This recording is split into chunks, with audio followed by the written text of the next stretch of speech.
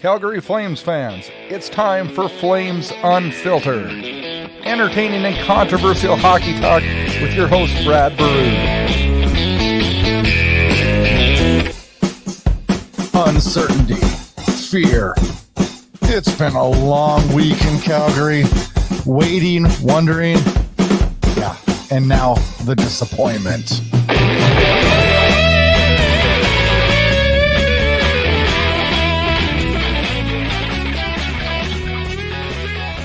Good evening, Flames fans, and welcome to Flames Unfiltered. I am the host of the show, Brad Burud. Good to have you with us on Free Agent Frenzy Day. And not much of a frenzy if you're a Flames fan, right? More of a, I don't know, what would you say, like a counseling day if you're a Flames fan? I don't know. It's been a difficult one. I don't know. I don't think many of us saw what transpired today as coming, but yeah, it's here, it's now, and we'll figure it out, right? Draft day was boring. I don't even know. We're not going to talk much about the draft tonight. A little bit. Tense week. Are you stressed? I'm stressed. I don't know.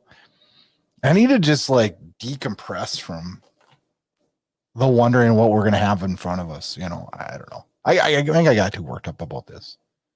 And then I see a wedding picture from Sean Monahan's wedding, and I see Gaudreau there, and I'm like, God, that's good news. Branson's there. Oh, gosh. You know, we forget they're friends. They're friends. They're teammates. They're friends. Yeah, they do things together other than hockey. Maybe we shouldn't think too much into those things. And maybe we should. Maybe everybody in Calgary needs to go to the Stampede and have a few toddies, huh? A few beers, maybe wash the worries and the problems away. Oh, I don't know. We got a good show today, though. We're gonna recap the draft really quickly. And then regular guest Kyle Lewis is going to join the show again, and we're going to discuss the Gaudreau situation, the free agent signings today, Tkachuk, the future of the team, where we go, what the summer brings, what lies ahead, and pretty much a Flames counseling session. And I think that's pretty much all we need right now as a Flames fan, right? We need to kind of work our way through this and kind of counsel each other. Then we'll roll into some Flames news and an interesting Facebook poll that I posted here yesterday, and got some interesting results too. And we'll go through that. Thanks for joining us on an off-season edition of Flames Unfiltered, an important one, as the news Flames fans received yesterday was probably the biggest news we've received in quite a long time, longer than I can remember.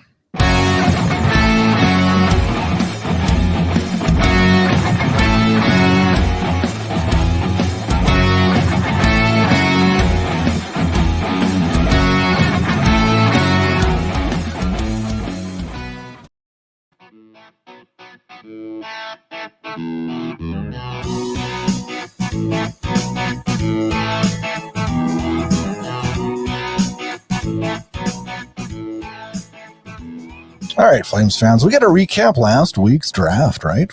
Kind of important. Not as important this year for the Flames, with just 3 picks on the table. And second round, we started. We didn't have a first round pick. We gave that up, but we had to give it up to get to Foley. So that's okay, right? 59th pick overall. The Flames pick forward Topi Roney. Bigger size center. I'm not a big prospect guy. I'll preface this whole topic, and that's why we're not going to talk about the draft a whole lot.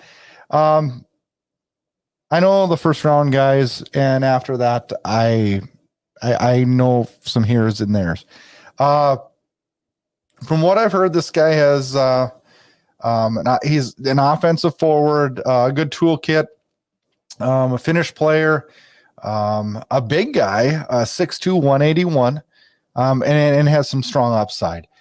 The Flames did not pick again until the 5th round, 155th overall, take Parker Bell out of the Tri-City of the WHL.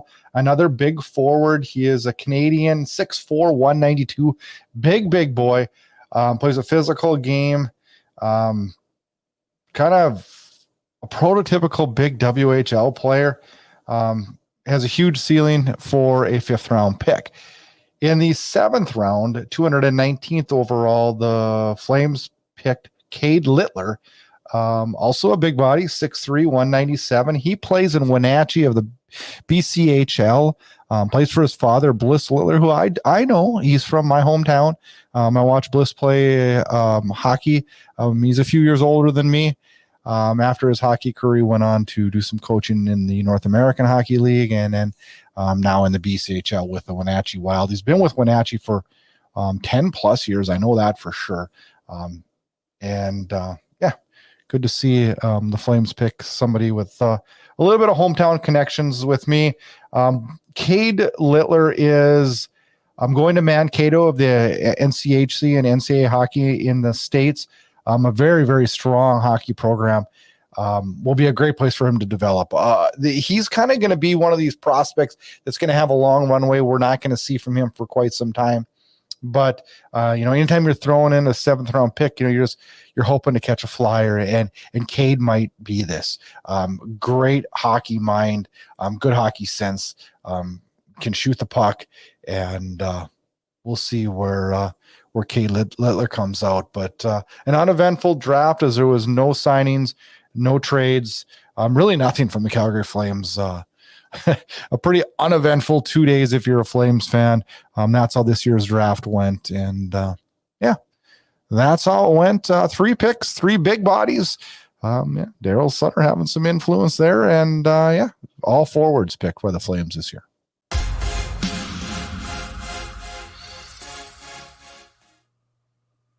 Joining Flames Unfiltered now, Kyle Lewis is back. Always good conversations when Kyle joins us. Good to have you with us, Kyle.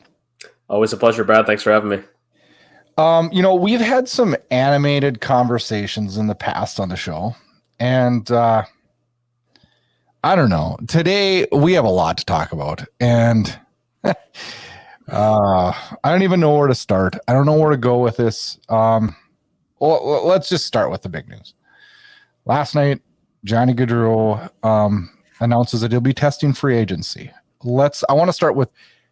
And I know you're a big Johnny Gaudreau fan, and I, not that I am not, because we're Flames fans. But what was your initial reaction? Well, there's 2 things that were similar yet different to me that were said last night, on Twitter and in the media. One was he's going to test free agency. The other was he's informed the Flames he's not returning to Calgary. Those are not the same thing. No, I know, but everybody treated them the same, though, didn't they? They did, and that kind of bothered me a bit because it really muddied the whole situation. Now when it came out that he told the Flames he wasn't returning, it's like, okay, he's no longer testing free agency. He is going to sign somewhere else. Mm-hmm. And Bradford made that very clear. Very, very clear. And there was about a 15-minute window, for me anyway, from when I saw the comment about not returning to Calgary and Tree Living's comments. It was just like getting punched in the gut. It was the closest feeling to losing Game 7 in 2004 that I can remember, to be quite honest. It hit that hard. That's a really good way to describe it, Kyle. That's a really good way. My initial reaction, I really wasn't all that surprised. As the days progressed into this over the last 2 weeks, my blood pressure and my stress level has went up and up and up and up. And for 2 reasons. The first being that I wanted him to sign at a legitimate contract price that's good for him, obviously, because he deserves it, 100%. but also good for the team, and so that we could build around him. But as the days progressed, I started seeing the writing on the wall a little bit more each and every day. And it was, when it was announced last night, I was like, okay. I'm not going to lie. When I heard he's going to test free agency, my head initially just was like, he's gone. Yeah. And now that you say that, and you say there is a big difference, there is a giant difference, because Steven Stamkos tested free agency. Yes. Well, that's a great example. Well said. But I listened to the press conference with Brad for Living last night, and I don't know. I mean, I could tell he was frustrated because I do believe, and Trilliving's just getting ripped on Twitter today, and it's pissing me off because what was he supposed to do? Well, yeah. I mean, and that's the thing. He had a contending team. I think anybody who's an objective hockey fan could agree that Calgary should have advanced past the second round. Maybe they don't get any further because Colorado was so strong, but the team fell on its face. Injuries, poor play. We've talked a bit about that before. But the only issue that I take with Brad Treliving on this, it was a hell of a gamble and one that we had every reason to believe would pay off. So a lot of people, when they try to criticize him, have to look at that first and foremost. John said several times he wanted to stay in Calgary, saw a future there. It was, a lot of reasons, maybe not every reason, obviously, because of the family connection, but a lot of reasons to believe he's going to stay in Calgary. So the only area that I felt Brad Treliving, what I felt he should have done is this should never have gone to the 11th hour to try and sign him. I think his rights should have been traded, 3-4 days ago, because they should have known by that point. I think they should have known that he was going to leave. I think they should have known too, but I think that falls on Johnny Gaudreau's camp. When he's still negotiating and they're going back and forth yesterday. Yeah. Yes, honestly, the risk of maybe swinging a miracle deal at the last minute to me is worth a 4th round pick because that's all we would have got. Yeah. And then I hear a lot of people today were telling me, well, they should have moved him last year. And I'm like, come on, people. If in the middle of December last year, when this team was rocking and rolling, if Brad Treliving would have came out and said, yeah, we've moved Johnny Gaudreau, there would have been fires in the streets of Calgary. Yeah, more than a few. I guess at the end of the day, and I want to be very clear and objective about my stance on it, is that as a general manager, when you lose a superstar player for absolutely nothing, it's hard not to wear that to some extent. And that isn't to say he should have done this, he should have done that. It's just he's the GM of record when Gaudreau left for nothing. And I agree with you 100% that a lot of this falls on the player, if not all of it, because you could tell, as you said from Trilliving's comments last night, they were right there. They believed they were there. They believed it was going to get done. So did a lot of us fans. So I'm not going to judge Treliving until I see how he pivots from this. Is how I'll put it. Today, Pierre LeBrun confirmed that Calgary's last offer to Johnny Gaudreau was 8 years at 10.5, which is $1 million more than my inner goal was 9.5. Yeah. Okay. Now, I think Johnny Gaudreau is a great hockey player. A great hockey player. Yep. But Johnny Gaudreau is not a player like Connor McDavid, Nathan McKinnon that's going to throw the team on their back and run them to the cup. Yep. And that's not a slight on Johnny Gaudreau because there's very few people I can count in the league that I would put into that category. Yep. Now, 8 years at 10.5. To me, that is a valid offer. And I think the Flames threw their best cards onto the table. No question. And then we hear just prior to jumping on this show that Johnny Gaudreau has signed a 7-year deal with Columbus for 9.75. The dollar amount doesn't leave me as speechless as the location. I think that's sentiment everywhere. When I saw it, I was like, okay, this sums up my day completely. Well, and all of us, I had dinner with a buddy of mine last night who works the Blue Jackets in the scouting department, and I talked to him just before you and I came on. I think he's shocked. He heard earlier today internally that they were getting close with Johnny Gaudreau, and everybody's shocked. There isn't an analyst or a fan anywhere on the planet that can say they had any inkling of this prior to a few hours ago, where they're saying, "Oh, Columbus is a dark horse here." It's like, okay. I've been to Columbus. I've seen the Flames play there. It's a beautiful city. Great place to raise a family, from what everybody's told me. But it makes absolutely no sense to me. And I've spoken to some people close to John as well, and some of them are equally as shocked. It doesn't make any sense to me. No, they're not. They're not a contending team. I had Columbus on my list only because they had the cap space. Well, that's the only reason anybody would have them on their list. Literally. Yeah. I just said, okay. I said I put them down because they were capable of doing it. But I thought there's no way Johnny Gaudreau is going to Columbus. Like, there's no way. Like, what's the draw? Unless they said, okay, we'll give you $13 million. Yeah, it wasn't even that, right? I mean, he left. What did Frank Saravelli say? 15 million on the table in Calgary. Yeah, $15+ million. And then it was 10. I want to say 10.2 per year on a 5 or 6 year deal from Jersey, which Jersey is a hell of a lot closer to home for him. I mean, Philly, I believe, would be the closest, but Jersey's right there. I thought New Jersey was a shoo-in. I kind of ruled out Philadelphia simply because, number one, they didn't even have the cap space to make it work. And number two, I don't see that as a premium landing spot for Johnny Gaudreau. And just the makeup of that team. And I thought the Islanders, well, okay, that's a possibility, but I don't know. I mean, I thought New Jersey was a shoo-in. I really did. And I did too. I really, really did. When this broke today, I don't even know what to, I don't know what to even think. And you know what?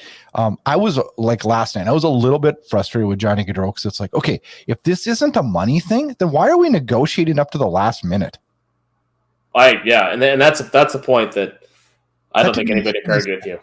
That didn't make any sense to me. So it's like, okay, it's a family deal. And you know what? I'm all about family. You have to make sure that your family life is good. Because your life sucks if it isn't. Yeah. So I'm all for that. And if you have to sacrifice $1 million a year at his pay level, that's fine. Happiness is worth you can't put a figure on that. Yep. So I respect the heck out of that.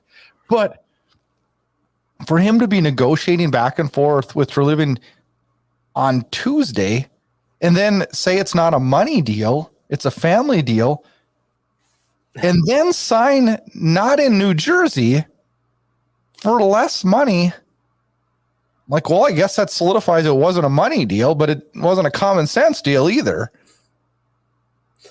I don't know. I guess that made me a little bit mad at Johnny Gaudreau. It's like, he doesn't owe the team anything, and the team took him to the limit 6 years ago. He had the leverage. I respect that. He earned that. You know what? He earned that. But I don't know what holding the Flames over the fire until the last minute benefited him.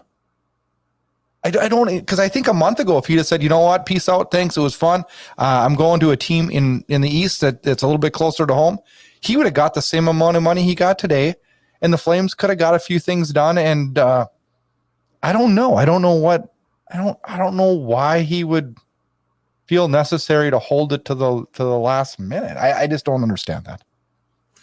I don't think anybody does, and I don't think there's any real defense of that behavior other than to say that I think it was a difficult choice, and maybe he believed, that he was going to stay, and maybe finally at the end I'm trying to think of something to liken it to, but I know it's tough.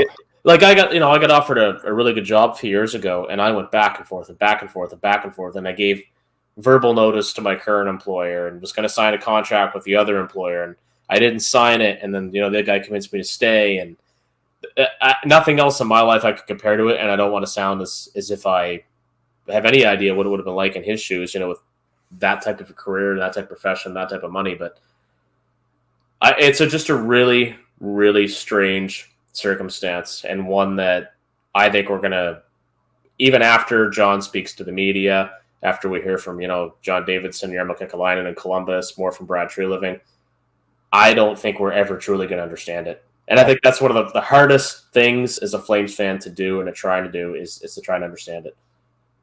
Yeah. I don't know. It really caught me off guard, but I watched the storm that there was on Twitter last night wasn't that something?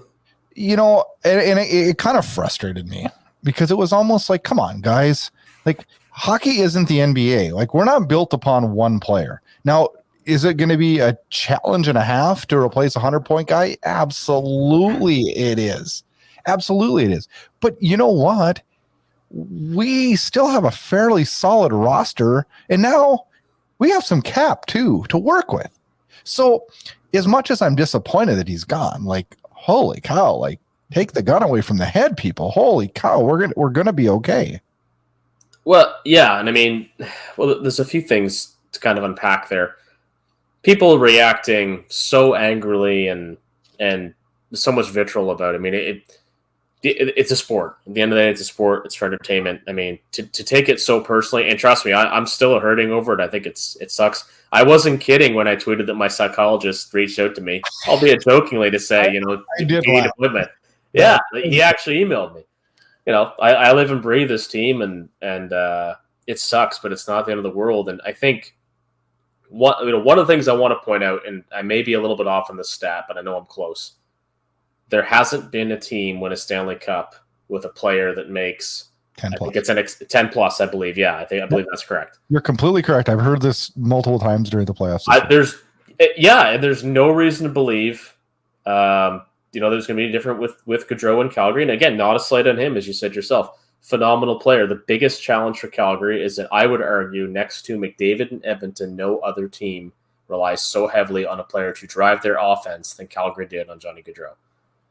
No, I would agree. I would agree. Matthews is right there, but I think Matthews has a more consistent supporting cast around him, in my opinion. You remember when the Islanders lost John Tavares? Oh, like it was yesterday. Yeah, man, it was like the end of the world on the island. It was literally the end of the world. And they went on the next year to have a successful year, and then went to 2 conference finals the following 2 years after that.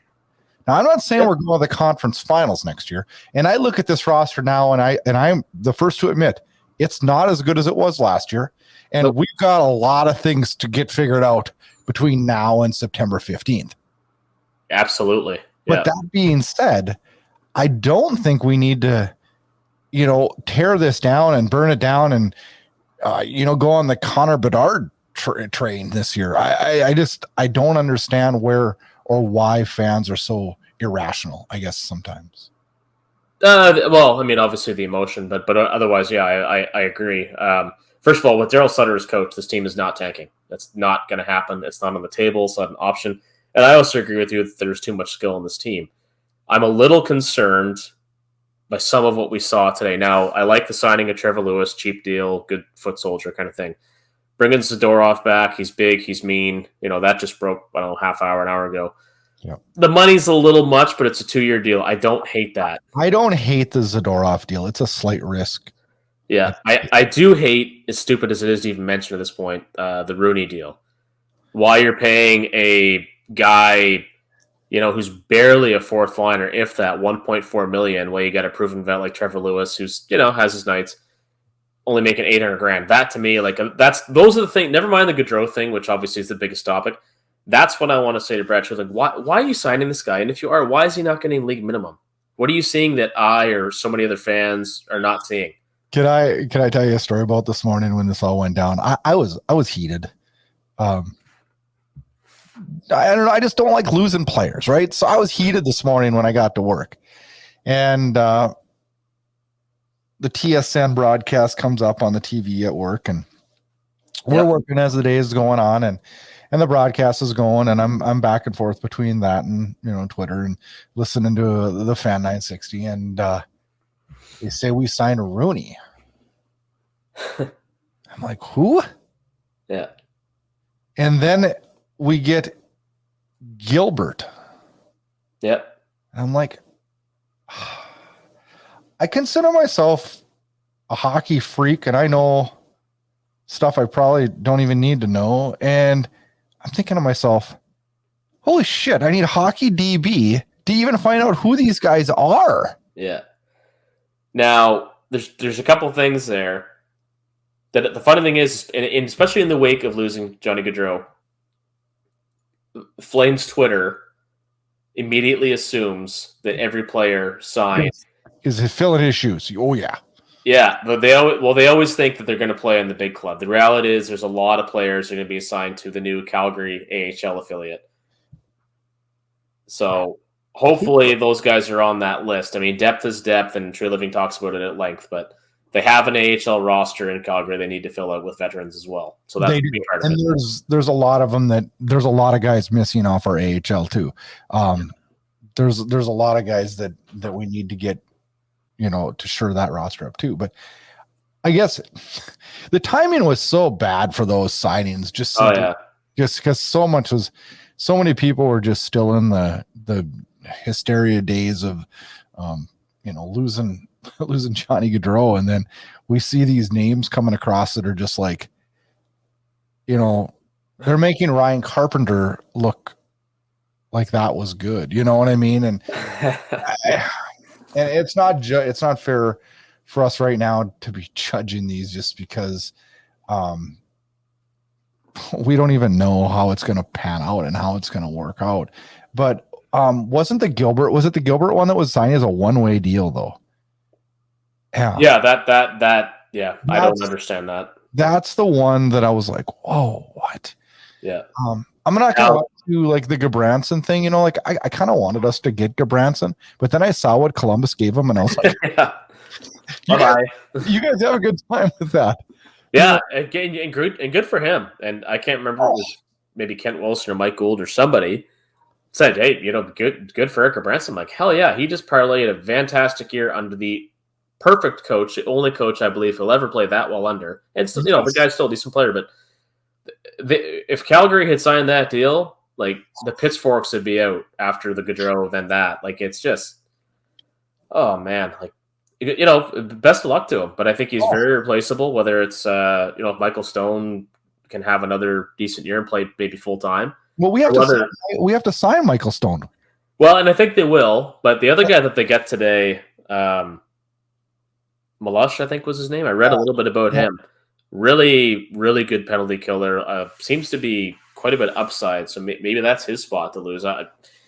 Anyway, the good news so far, unlike typical Brad Treliving free agent, and it just started, so God knows, we haven't seen a stupid move yet. No, and you know what? I'm thinking of Troy Brouwer. I get Troy Brouwer dancing in my head right now. Of course James Neal. I'm really glad though that he didn't just knee jerk one off today and grab a Kadri at 9-9 or some silly number. I was really worried. Yeah. I just was like, oh no, but I really do hope they sign Michael Stone. I think he's a great guy, even if he isn't in the top 6. He's that guy that can sit in the press box and come in 20 games later and pick up where he left off. Yarncroc, I didn't know what the money is going to be on that one. I'm still not writing that guy off as a possible depth. To me, it'd have to be a prove-it deal. He really didn't play that well in Calgary. He's nothing wrong with this game, but he really didn't assert himself. He didn't look like he fit in, and based on the fact he and Elias Lindholm are first cousins, I think he's a Daryl Sutter type player in a lot of ways. I could see him sticking around, but the money has to make sense. What do we do with Matthew Tkachuk now? I go back and forth on this one a lot. I don't know. You got to try and sign him long term, I think. Okay, and I agree with you. I agree. Yeah, I don't. What's your dollar and when's your cut off? Yeah, well, based on this and the fact that the Flames have a history of losing top players for nothing or essentially nothing. It depends on how the season goes, but I think you have to have something in place by the trade deadline, to be honest. Oh, I think you have to have something in place by the start of the season to get maximum return. If that's realistic, I would agree. I don't know that it is because everything else is going on. I like to think that it is, but right now we have no idea where his head's at. He could be thinking maybe he's a U.S. kid. He wants to go back to the St. Louis area, or his buddy John's gone, so he wants to be gone. Like, there's a lot of different ways this can go. But if he's of the mind that he's going to wear a letter probably to see if he stays, and really be true to his word and be a part of this team going forward, then I think that window. I think it's open now to try and get something done, but I'm not convinced right now. I have no idea what's going on with that situation. Number one, I'm not believing anything a player says about being true to their word on wanting to be here anymore. Number two, I know how the Tkachuks operate, and I'm not saying it's wrong, but they're going to take this to the utmost limit next year. Yeah. Which means that we could lose him for nothing. And I think that's a very, very slippery slope to go down right now with this team. Absolutely. They're in a very precarious position right now. And not to fault Tree Living or Gaudreau or anybody, but I mean, obviously to a point, but they shouldn't be in this position. They had a really, really great season, had a pretty good playoff until the wheels come off. And this sucks. I mean, it's a difficult situation. It really is. And I hate to say it because, everybody's going to be like, you can't do that to Matthew Tkachuk. He's too important. But it's too important that we don't lose him for nothing. I would tell him, you know what? We really want you. Here's 9 or here's 10. Screw it. Here's 10. And I think that's overpricing him. I do. I think Gaudreau's a better player than Matthew Tkachuk. Absolutely. My gut says 8.5, but he's not going to sign for that. Just say, hey, we're going to give you a 9.5 for 8 years. You got to let us know by August 15th, or you better have your bags packed. Yeah.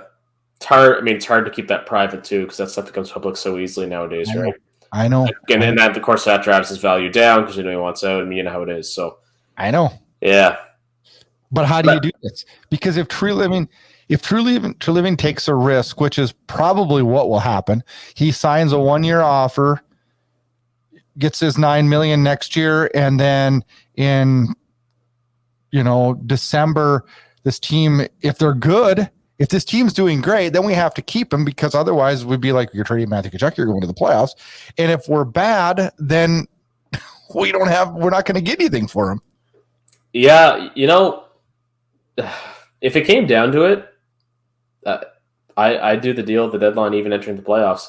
And I know not many people are going to like that at all. And at the time, I won't like it. But if it comes to that, like, you cannot. You can't lose a player for nothing. You just can't. And with this franchise has done it so many friggin' times, and they just don't. I hate it, but I almost feel like the safest thing, because I honestly believe that he wants to go to St. Louis, and I look at their roster and they have some pieces that would be a good trade back and forth. And his best buddy Robert Thomas signed long-term today in St. Louis. Yeah, for huge money. I had to look at his stats, because that's an overpayment in my books, but maybe I'll be wrong, as that deal moves along. But holy Lord. I think they're taking a risk there. Yeah, absolutely. I mean, he's a very good player, but yes. Oh, wow. Yeah, it was just wild. But, the other thing that comes out of this that really worries me, as it relates to the whole team, not just the Tkachuk situation, but signing all of these guys, plugs, as many of them refer to on Twitter, depth is good, and I like depth. And the other problem with this team, it's been a problem, we've talked about this before for so many years, is depth guys plugging holes ahead of prospects who are ready to play. If Jacob Pelche is not on that opening night roster, there's something seriously wrong with this team, unless he falls off a cliff with his conditioning this summer. Matthew Phillips deserves a look at least. They've got to stop plugging those holes with guys who are barely NHL players. I think he's a second line on this team next year. Am I crazy? I don't think you're crazy. I myself, I would think that would probably be his ceiling, but you can't bring him in and put him on the fourth, because that's not going to work. No, but I think you got to bring him in, try him out. Do the 10, 15 games, see how he does. If he's not ready, but you're right, he has to be in a scoring line. But he needs an opportunity to play in the friggin' league, is what he needs. I don't know that Sutter gives it to him either, and I love Daryl Sutter, I do, but I don't. It's just not him. It's not him. Yeah, I don't know. So, a couple other questions. Do you think Oliver Shillington or Juuso Välimäki gets moved this summer? I would think Välimäki probably does. Shillington works so well Tanev. I think it's hard to break that up, and I think as the season went on, Sutter liked Shillington a lot more. I think, well, we all did. Yeah.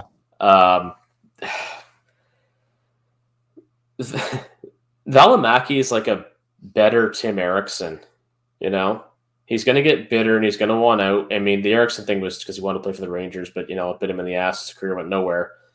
That was the hockey gods getting him there. Absolutely, yeah. Valimaki's a skilled player, and I was really high on him. I still think of it's against Colorado, maybe in the playoffs. He threw that hit at the blue line, which led directly to a Flames goal by none other than James Neal, if I remember correctly. But Valimaki has shown flashes of being a really, really good defenseman, but I don't know if it's a problem between the ears or what. But if either one of them gets moved, I would say it's Valimaki. I would agree.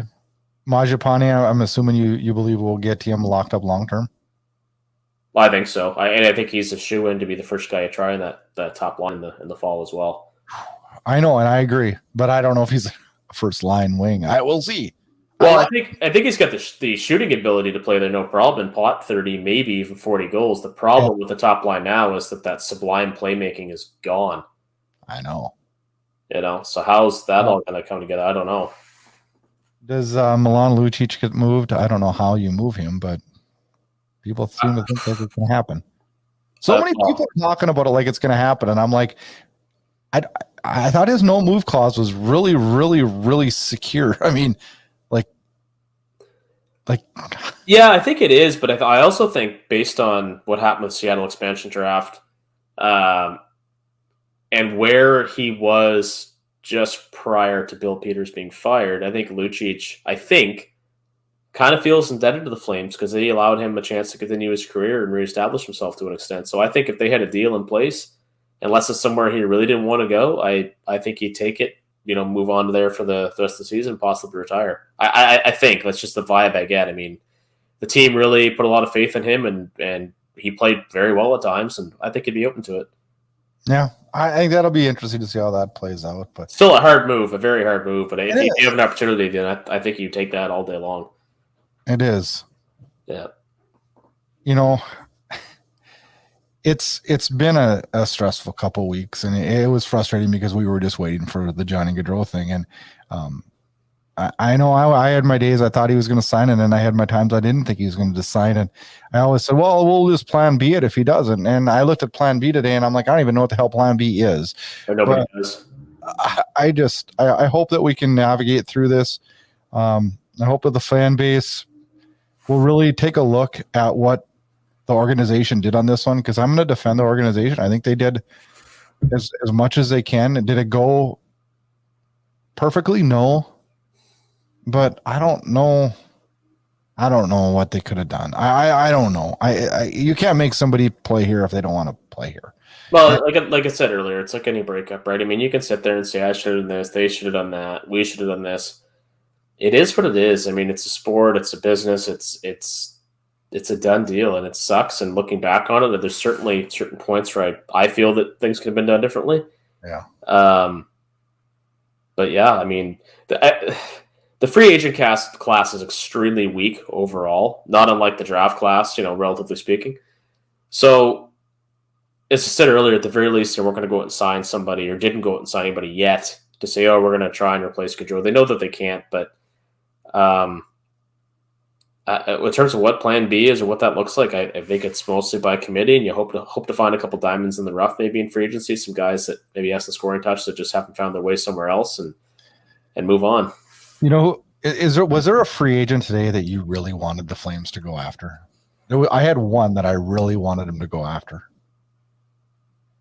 David Perron comes to mind because I think he's remarkably consistent, and I think he signed in Detroit, I believe. He did. Yeah, so he was, just because he's a guy, kind of, it's not dissimilar to Toffoli or Coleman. It's like you could plug him in your lineup and he'd do well, probably bought you 20, 30 goals. But Platt interests me a bit, but nobody was like, I really want that guy. Who was the one you had in mind? I wanted Andrew Kopp really bad. Yeah. He got paid too, of course. But I figured he would fit into this lineup as a second line center for us, and I wanted him. Yeah. I think a trade's coming. I don't know what it would look like. I don't know who would be involved. But there's got to be something coming that's going to shake this team up at least a bit, because it's essentially the same team, less your best player. Pretty much. And there's no... It almost reminds me, not as bad, but it kind of reminds me a bit of the Young Guns era. You're going into a season where it feels awful to go into that season. And that's how it's going to feel if we go into the season the way we are now, just less our best player. So I think some kind of a change of some magnitude is due just to shake this up a bit, because it's every Flames fan right now, just whether they want to admit it or not, most will tell you, but we all feel awful. How the hell couldn't we, right? We do. I'm ready to go to bed tonight. I don't even know. I need a couple days to like just decompress. I knew as the day was going on today, I'm just like, oh man, the show tonight's going to be a rough go, man. It's just because I wish I would have looked at Cap Friendly and played around a little bit and said, all right, if Gaudreau goes, here's what I'd like to see him do. But most of the time those things never work. I mean, you can't just, this isn't like PlayStation hockey here. I mean, it just doesn't work that way. And a lot's going to happen this summer. And I don't know. I don't know. It'll be interesting to see how it all goes down. But do you think Johnny Gaudreau gets booed when he comes back? That's such a difficult question. Because if you pay any attention to Twitter, you see like, I'm going to boo him so hard, and you all better too. People say, "Oh, standing ovation. He was great when he was here," which is true. You know what? Yesterday, I would have said mostly cheering. Today, I think it's a lot of boos because Columbus is not home. Columbus is 8 to 10 hours, I believe. Not home. You're right. No, it's you decided. Yeah, like things change. He had his reasons. Obviously, we'll hear more about them in the days ahead. But you couple that with saying he wanted to be in Calgary, with fans just being upset by no fault of John's that he's gone for nothing. Like and I can't emphasize enough, a 115-point season, and you lost him for nothing. And I brought this up earlier. There's this one guy on Twitter. He always tries to pick a fight with me. I don't know why, but he just disagrees with everything I say. Again, this team has a history of losing players for nothing. And they'll say like, oh, well, Iginla, they got stuff for him. It just wasn't very much. It's essentially nothing. Let's say, oh, well, Iginla's past his prime. That's not the point. You're still losing an asset for nothing. And if you should have moved it sooner, should have moved it later, whatever. Like it happened, Kiprusoff retiring. So anyway, you can't control that. Like I'm not defending. I look at this one and I look at the Kiprusoff one differently.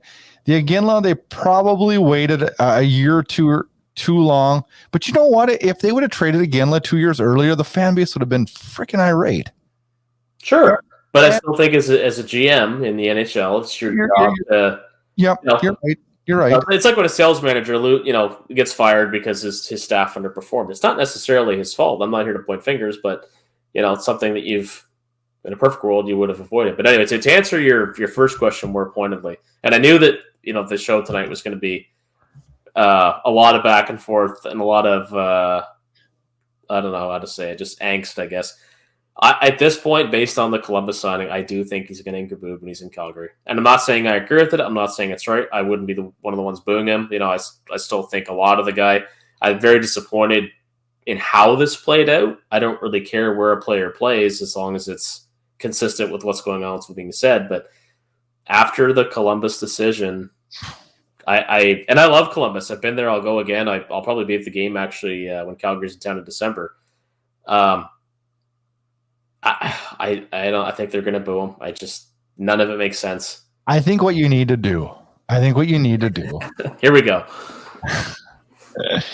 Is I think for everything he's done for the organization over the 6 years, and I mean, he was a stand-up guy in Calgary, well liked. I think you do a tribute video, and I think everybody needs to give him the respect and remember the good. But then you need to boo him a little while, and then after that first game that he comes to Calgary, you just let it go. Yeah. Well, similarly, somebody said yesterday, well, what do you do with jersey number 13? Do you hold off for a while for letting somebody have it? I said, absolutely not. He chose to walk away from the team. He's moving on with his life. They need to move on from him right away. There's that unspoken rule. Nobody can wear 14, but as far as 13 goes in Calgary, if he's an NHL player, let him have it. No, I don't want to be that guy. Nobody would want to be that guy. But fire over the 13. I'll take the 13. No one's going to say that. No one's going to say that. But yeah, I don't know. Maybe some kid goes in there with some balls. I don't know. I just all I'm saying is from the team's perspective, that number should not be kept off limits. It is not sacred. If this is a business decision or a family decision, however you want to frame it, if somebody wants it, and I agree with you, I don't think anybody will right away. But there's that whole unspoken rule in Calgary: nobody wears 14. By this point, somebody probably should. But as far as 13 goes, it's just a number. Kyle, it takes 38 minutes, and you finally get the Gaudreau anger out of you. Oh, you think that's all of it? I think you're a long ways from done yourself. It's going to take a little bit of time, and just probably because I feel like, and I know it, I will respect the fact that during the season last year, he had no choice other than to say, "Hey, I love Calgary. I love playing here. This is my team." If he in December would have been like, "Yeah, peace out at the end of the year. It's been good knowing you." I mean, you can't do that. So, I respect him. Other teams wouldn't have even wanted him in some regards. He had to play the game, right? But at the end of the season, he could have went on his exit interview and say, "You know what, Brad? There is zero chance I sign here. You don't need to make that public. I'm not going to make that public. Let's just let this go." But when you're going into the draft and you're going into these things, you need to plan that my dollar amount's not going to be sitting there, and you're not going to have to figure out how to come up with $10 million to pay me, because I'm not staying here. If he would have done that, I would have freaking been a 13 fan forever. But he didn't do that, and he negotiated to the last second. Then he says, "Oh, family deal, I'm out of here," and then doesn't even go to home. Then I'm done. I'm done. Then I'll remember Johnny as the guy who disappeared in the Colorado series a couple years ago. Yeah, well, there's other stuff too. Like some people, piling on today on Twitter, and Sid, formerly Tim and Sid, was on there saying something about clearly he doesn't want to win, clearly this, clearly that, because he went to Columbus. And I think that's a little heavy-handed. I do think that he wants less of the spotlight, because to go from a market like Calgary to a market like Columbus, that is such a swing in the pendulum. I don't know how else you can take that. But, we don't know the guy's day-to-day life. We don't, nope. Family, the whole family thing, it's not just about John being close to family, in the Jersey area. It's about his family. His wife is, I believe, 8 months pregnant now with their first child. Maybe I said Columbus, a great, great city. I feel safer in Columbus than I do in my own hometown, right? He's got to be happy. He's got to be happy. And if this is what it is, then... See, now, Brad, you and I are coming full circle after we got our anger out, right? but you should have been straight up. I agree. And again, I'm not defending him. I'm not blaming Brad Treliving, but I got to believe that it really was do I, don't I, do I, don't I. It's, again, like the end of a relationship. Do I leave? Do I try and fix this? Do I leave? Do I try and fix this? That's the only way I contextualize it. I don't think anybody would ever be so callous as to intentionally mislead someone like this. But unfortunately, that is what happened, and I don't think anybody can deny that. It should not have gone as late as it did, because it completely handcuffed the team. It is what it is. I think it sucks, but there's gonna move on. I got a feeling when we talk here next time, and next time you're on, and our thought process on this whole thing will be much different. Yep. Hopefully you've got a lineup chart in front of you that you feel like is going to work, and I got a lineup chart in front of that as they piece it together this summer. And I don't know. We'll see what happens. It's just a difficult day to be a Flames fan. There's no other way to put it. It's just a difficult day. It's a difficult couple of days. Yesterday was hard enough. Today was a kick in the crotch. Yeah. Yeah. When I saw Columbus, I just threw my phone down. I'm like, freaking, I'm done. I can't watch anymore tonight. I can't do this. I'm going to have to watch. It is the strangest free agent decision that I think I've ever seen. Can you think of one that you would say was stranger? No. Most of the time, on free agent day, it's, I just spend my time going, holy crap, they gave that guy that much. Oh my God. Yeah, exactly. I don't usually spend it going that makes absolutely no sense. But we watch this team, and we're so ingrained in this team and know the ins and the outs that when we see him go to a play that, that'd have been like if he'd have freaking went to LA, I'd have been like, what? You know, like, what? Yeah. None of this makes sense, you know. But I don't know. I don't know. It's just been the day. I don't know. I'm speechless today, and oh well. We'll figure it out in the weeks coming, right? Well, that's all we can do, and hopefully the team does too. I mean, we'll, this is why I try not to have a knee-jerk reaction to things. A lot of people said a lot of things on Twitter yesterday I think that they're going to regret, and likely today too. I didn't say a lot bad. I just was more like, what? No, and I'm in the same boat. I'm just like, what the hell? And like I said, even people close to John, I'm like, what the hell, you know? But he has his reasons. It's a business, but I agree with you. In a few more weeks, I mean, when the dust settles, which is going to take some time, the Flames still have a pretty decent roster. Yeah.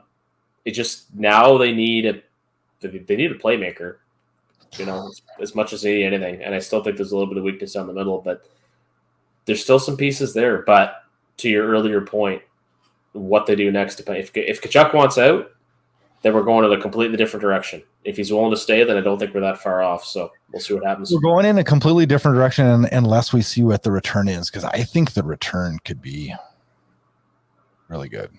Well, good old-fashioned hockey trade, hopefully. But ideally, we won't be talking about that because ideally this guy stays put, unlike the other guy. Okay, I'm going to tell you something, and we're going to go. I was a big critic of Johnny Gaudreau, but he proved to me something last year. He proved to me that I would rather have him than Matthew Tkachuk. I don't think there was too many people in that camp at one point in time, but you know, and I love Matthew Tkachuk, and I think he's a great hockey player. I am so deathly afraid at the price tag he thinks he's going to get.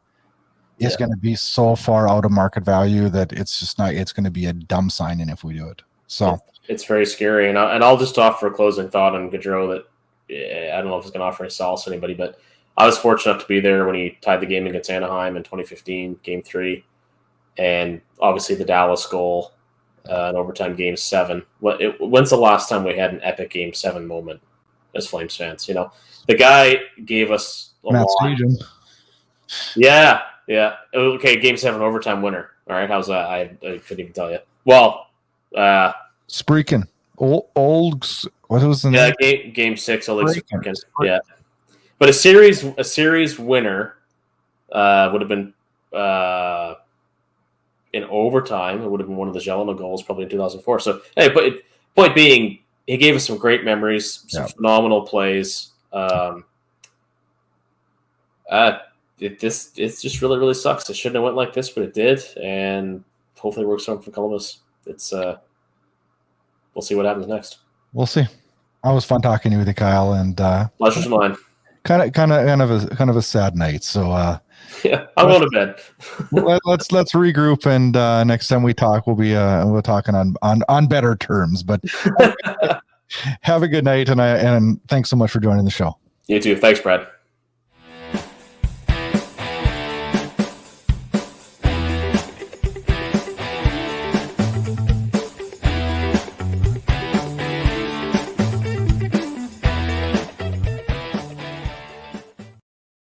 Hey, Flames fans. I hope the counseling session with Kyle Lewis helped you out, because, he's one of my guys I like to talk to a lot when it comes to Flames hockey. Let's talk some Flames news. Preseason schedule comes out. Going to get her going September 25th with a pair of games against the Vancouver Canucks split squad. And then Seattle 2 against Edmonton, another Seattle 1, and finish it off with a back-to-back with the Winnipeg Jets. A total of 9 preseason games on the schedule for the Flames this year. And then the regular season. The regular season will get started the third night of the season, the third night of the regular season this year. I believe it's a Thursday night, and the Flames start at home. You guessed it, against the defending Stanley Cup champions. Tall task right away for the Flames, who will be a much different looking Flames team. From there, the Flames head on over to Edmonton for a Saturday night hockey night in Canada battle, and then return home for an 8-game homestand. Yeah, the longest of the year. 8 games at home. Whew. Last year, the Flames went out on a long roadie, and I think it helped gel this team together. And now we're going to get to try our luck at home with 8 in a row there. We have one road game in October next year. Not too many. February only has 4 home games, so that's going to be a big month of road trips. And the Flames' longest road trip this year is 6 games. We're going to see that in November. I believe it's late November where they're going to hit that Florida run. Tampa, Florida, then on up to Philly, Pittsburgh, Washington, Carolina. Tough road test there. This year, no Olympic break. That'll help a lot. Hopefully no COVID breaks. I think we're past that, right? We're past that. An all-star break, which will be taking place in February, I believe. All in all, not too bad of a schedule this year for the Flames. I don't know if I like a homestand quite that long to start the year, but I guess what it is. Prospect camp, development camp started this last Monday. I think it is just wrapping up right now as a lot of the young Flames are getting together, learning how the organization is, and prospect camps are always good for the development of young players and for this coaching staff to see where players are at and how they're progressing. Qualifying offers, the Flames did qualify some people this week as qualifying offers were extended to Oliver Shillington, Andrew Bajapani, Matthew Phillips, Colton Poolman, Martin Prospel, Adam Rosiska, Matthew Tkachuk, and Atu Tulia. And a couple didn't. We did not tender qualifying offers to Tyler Parsons and Jonas Kinneville. They will become UFAs now, and I don't think that's a big surprise. The Tyler Parsons thing, that just didn't pan out, and we gave it ample time. There was definitely ample time there. Memorial Cup, boy, there was some stars in the Memorial Cup, and I saw a graphic. It said drafted CHL players in the Memorial Cup, and it was kind of the cream of the crop in the Memorial Cup, and I saw 3 names on there that had Calgary logos next to it. Whew, that's good. Kuznetsov, Francis, and Poirier. We need to infuse some youth into this team, and this is a year that we might just have to do that, just to put together a roster. It'll be interesting to see how that plays out. I know that goes against a little bit of what Daryl Sutter. He's a more veteran laden team, but we'll see. I do think for the betterment of the organization, we're going to have to infuse a little bit of youth in there, but we'll see how that goes. Now this week, it was a stressful week. I posed a Facebook question to my friends over at Flames Hub. If you're not part of that Facebook group, please do. A good group of guys. Always fun talking Flames hockey with the guys over at Flames Hub. But I posted the question: with Johnny Gaudreau's decision to test free agency a reality now, what direction do you think the Flames should go with restricted free agent Matthew Tkachuk? I posed 3 responses. The first: give him a blank check, no limits, sign him long-term, get it done before this season starts. Option number 2 was take the risk of losing him for nothing, sign him to the 1-year qualifying offer, and hope negotiations go good next year. And the third was trade him this summer to get maximum return, the safe pick. I was interested with the response. 162 people over the last 12 hours fired off responses. Only 4% said let him sign the 1-year qualifying offer and risk signing him next year to a long-term contract. Only 7 people, 4% of the respondents said that. Next, 60 people, 37% said give him a blank check, whatever, no questions asked, get it done this summer. This surprised me. 95 people, 59% said don't take the risk. We've lost too much now. Trade him, get some great assets, plug those assets in, and not rebuild, but retool this team. And I hate saying this, but based off what I've seen from Matthew Tkachuk, how hard a negotiator his agent and his family is, and I'm not saying I don't want Matthew Tkachuk on the team next year. Pretty difficult task of getting him back. I feel like if he wants to be a Flame, the Flames will offer him enough money this summer to make it be something that he would be interested in doing. If he doesn't, that's a sign. And that's a sign that we need to act on it now so we can get some assets. We can't afford to go down this road again. It'll be interesting, and we'll see what happens, and it's going to be a slippery slope because no one wants to lose Matthew Tkachuk, but we can't afford to lose him for nothing.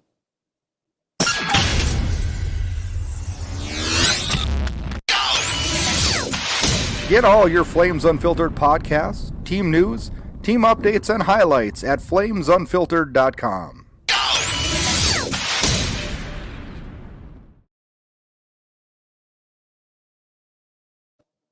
All right, Flames fans, we're in the middle of the offseason. Free agents is going on now. We signed Zadorov today. That's good. But we lost Johnny Gaudreau. And it was a tough week. It's been a tough week. It's been a frustrating week. So many unanswered questions, so many emotions, we just don't know where we're going now. And it's been difficult. As Kyle and I talked about earlier in the show, it's time to let the dust settle. It's time to take a step back. Let's enjoy our season. Let's spend some time with family. Let's chill out. It's a sport. We do this for fun, right? We do this for fun. Things will be okay. The sun is going to come up tomorrow. I don't know how we're going to replace a 100-point man. I'm a realist. But I do know that we have some money now, and I do know that this team will do its damnedest to try to replace a 100-point man. We're going to be back for another episode July 27th as we will start to explore what this roster is going to look like post-Gaudreau. And should be interesting trying to put this roster together. A little bit more of a challenge than we probably wanted, right, Flames fans? Check us out on flamesunfiltered.com. We can find us on Spotify, Apple Podcasts, the video version over at YouTube on Inside Edge Hockey Media Group. Yeah. Check us out. We appreciate everybody that supports the show, listens to the show, and it's always good to hear good positive responses. Give us a good rating. That would really help out the show. Anyways, enjoy your off season. We appreciate each and every one of you. Put a smile on your face. This is a sport. It's a hockey. We love it. And everything will work out, Flames fans.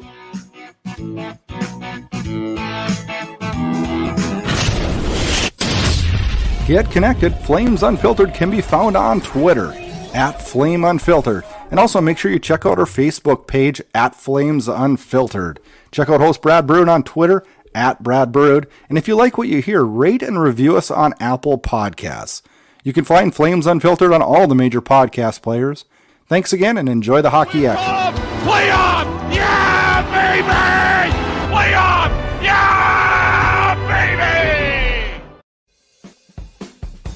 Thanks for tuning in to Flames Unfiltered. Check back for more action-packed Calgary Flames talk.